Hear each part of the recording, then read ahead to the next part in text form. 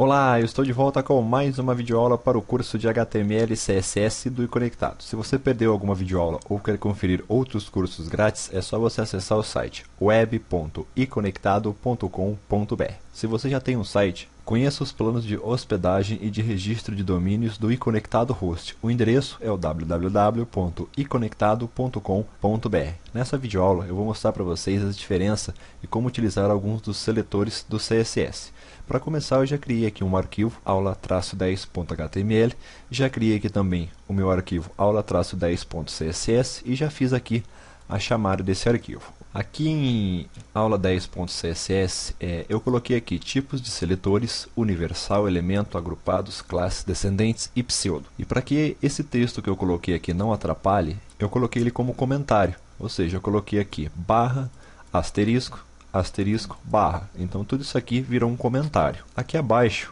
eu vou colocar o primeiro exemplo que nós vamos ver. São os seletores universais. Na verdade tem um seletor universal que é o asterisco. Quando eu coloco asterisco e entre chaves eu coloco uma propriedade, um valor, eu quero dizer para todo documento. Por exemplo, se eu colocar aqui color red, a gente pode escrever também a cor, e eu colocar aqui dentro do body um H1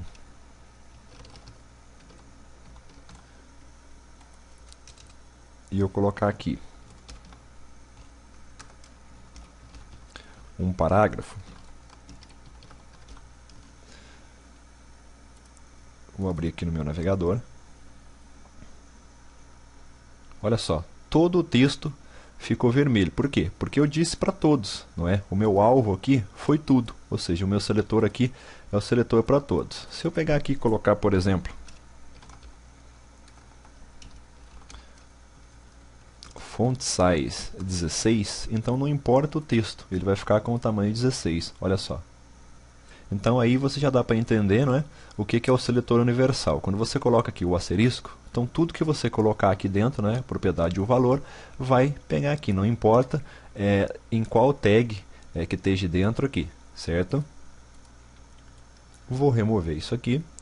E a gente tem aqui os seletores de elemento.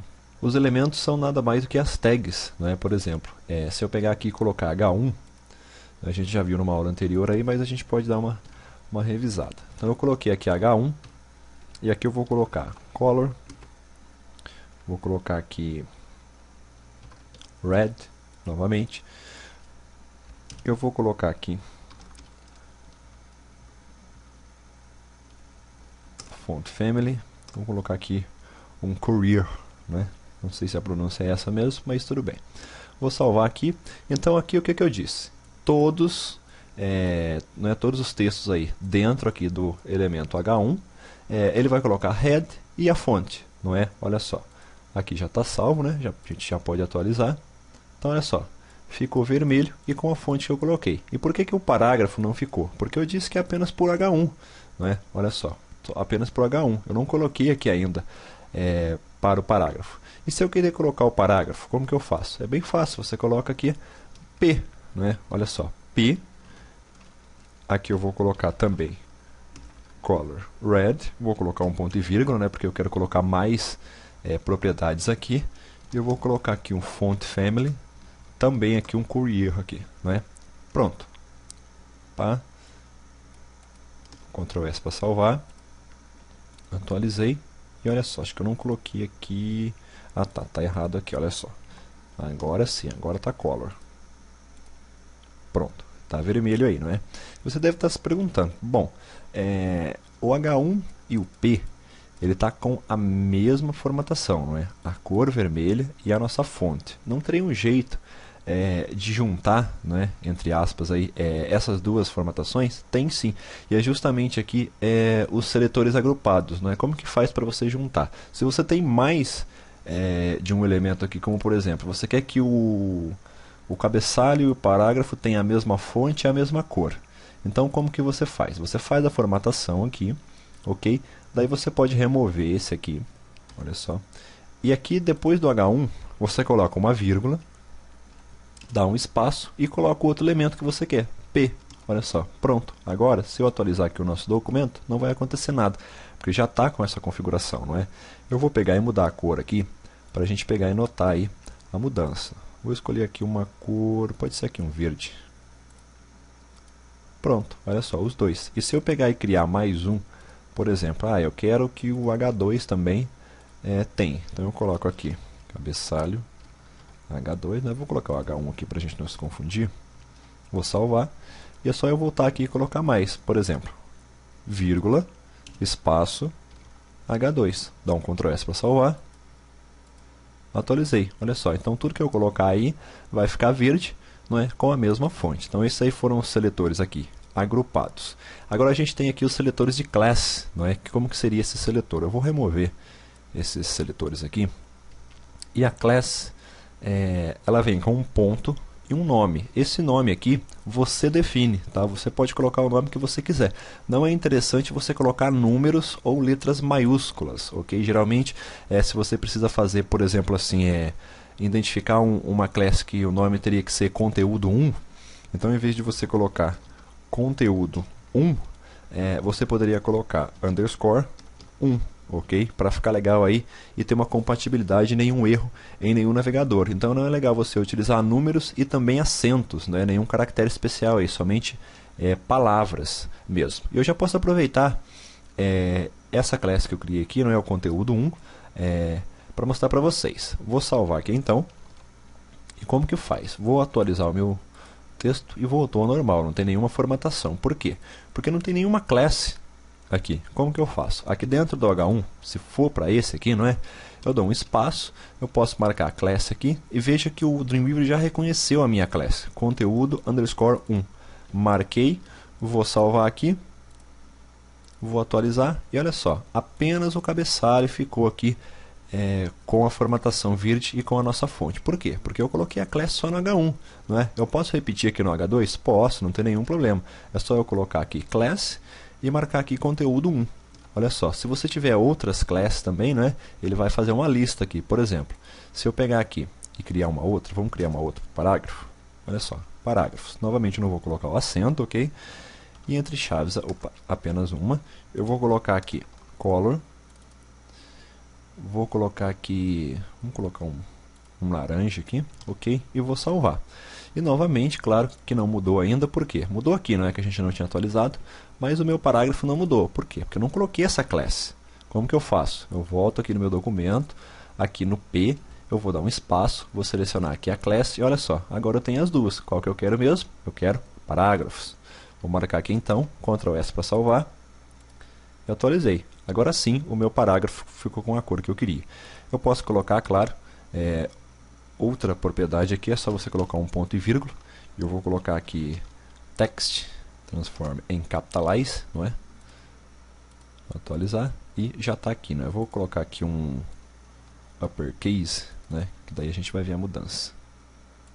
Olha só, então o uppercase ele deixa tudo em maiúsculo, não é? Viu como é legal trabalhar com CSS. Depois, claro, a gente vai ver todas essas propriedades, as propriedades fontes, text, o background e tudo mais em outras videoaulas. Essa videoaula é só mesmo para apresentar para vocês aqui os tipos de seletores que a gente vai estar utilizando durante todo o curso e para não confundir muito aí.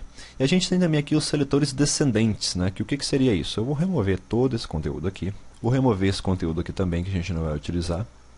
E eu vou colocar aqui, eu vou fazer uma lista rápida aqui, porque a gente não viu listas ainda, mas é bem fácil de você fazer. Para você iniciar uma lista, você utiliza a tag UL, você precisa fechar essa tag. E é bem fácil, é apenas colocar aqui o barra UL. E eu preciso fazer itens nessa lista, né? Uma lista tem itens, e cada item vai dentro de uma tag LI. Então eu coloco aqui LI, também preciso fechar essa tag, e aqui eu coloco item 1. Para mim fazer um outro item aqui dentro ainda da tag UL, né, a gente faz ela somente uma vez, eu coloco uma nova tag LI. LI item 2. E claro, eu vou fechar aqui essa tag. Eu vou salvar isso aqui, vou voltar aqui no meu documento CSS e eu vou colocar aqui agora UL LI, não é? Esse é um descendente. Por quê? Porque eu estou fazendo a formatação aqui dentro de uma segunda tag, não é? Ou seja, aqui dentro da UL eu tenho uma nova tag aqui, que é a LI, ok? Então eu quero que apenas o conteúdo da LI tenha a formatação que eu vou colocar. Então eu vou colocar aqui entre chaves novamente, mais uma vez vamos utilizar aqui a propriedade color. Pronto, coloquei uma cor. Vou salvar e vou atualizar. Olha só, então mudou de cor aí. Vou voltar aqui no Dreamweaver. Mostrei para vocês então aí os seletores descendentes, né, que a gente coloca aí uma formatação dentro de uma tag secundária, né, por exemplo, aqui no nosso caso eu marquei a UL, mas eu quero que seja a tag LI dentro da UL, como está aqui no nosso documento HTML. Na parte de criação de menus e listas, né, a gente vai ver isso aqui melhor. Aqui foi só mesmo para dar um exemplo para vocês. Vou remover isso aqui. Eu vou colocar aqui agora um link. Vou colocar aqui um link fake, né? Vou colocar essa tralha aqui. Vou colocar aqui um título e vou colocar aqui um texto para esse link. Vou fechar aqui, vou salvar, voltar no meu navegador e atualizar. Eu tenho aqui o texto do link.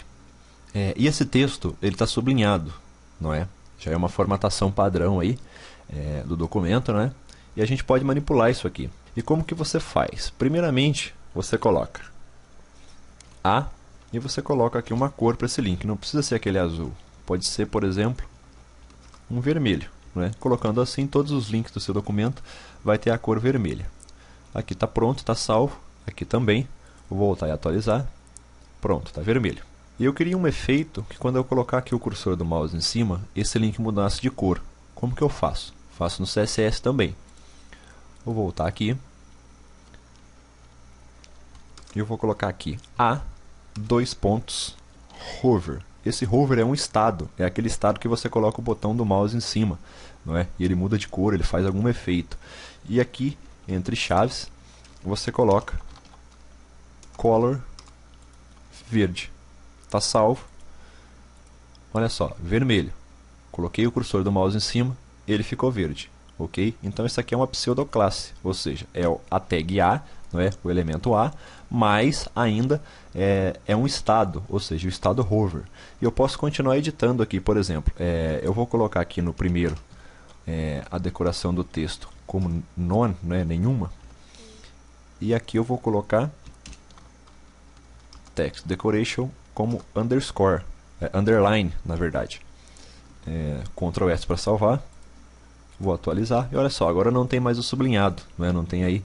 Quando eu colocar o cursor do mouse, olha só, eu já tenho sublinhado, que aí é a underline, não é? Bem interessante então. Então eu mostrei para vocês aqui os seletores universais, elemento, agrupados, classe, descendentes e pseudo. Isso aqui é só para vocês terem uma ideia de como é trabalhar com um e com o outro, ok? Para que não tenha nenhuma dúvida no decorrer aí do curso, porque quando a gente for criar um site e outros templates também, eu não preciso ficar mostrando para vocês e ficar explicando cada um e a diferença. Você assistindo essa videoaula você já sabe, não é? Que quando você colocar um seletor universal, ele vai pegar aí para todo o documento. Quando você coloca aqui um seletor de elemento, ele vai pegar só para aquele elemento, como o H1, por exemplo. O agrupado, você pode pegar a formatação de mais de um elemento e manter para você economizar código. Ou seja, se você quer que o H1 e o H2 tenham a mesma cor, então você coloca H1, H2 e você coloca aí a propriedade e os valores. A class, não é quando você quer definir apenas para um elemento ou para um grupo. Nós temos aqui os descendentes, que você viu aí o exemplo da UL e LI, a pseudo, que você está vendo aqui, e tem mais um tipo de seletor aqui, que é o do tipo ID, que a gente vai ver quando a gente começar a trabalhar com divs, ok? Por enquanto a gente não precisa ver isso aí. Nas próximas videoaulas eu vou mostrar para vocês algumas das propriedades do CSS, como background, font, text, entre outras. Eu espero que vocês tenham gostado dessa videoaula. Se você gostou, você pode compartilhar com os seus amigos do Twitter e também do Facebook. Se você está assistindo pelo YouTube, por favor, clique aí se você gostou do vídeo na opção gostei. Você vai estar ajudando aí o nosso vídeo a ser mais divulgado e a ter um destaque melhor aí no YouTube. Obrigado a todos e a gente continua com o curso na próxima videoaula.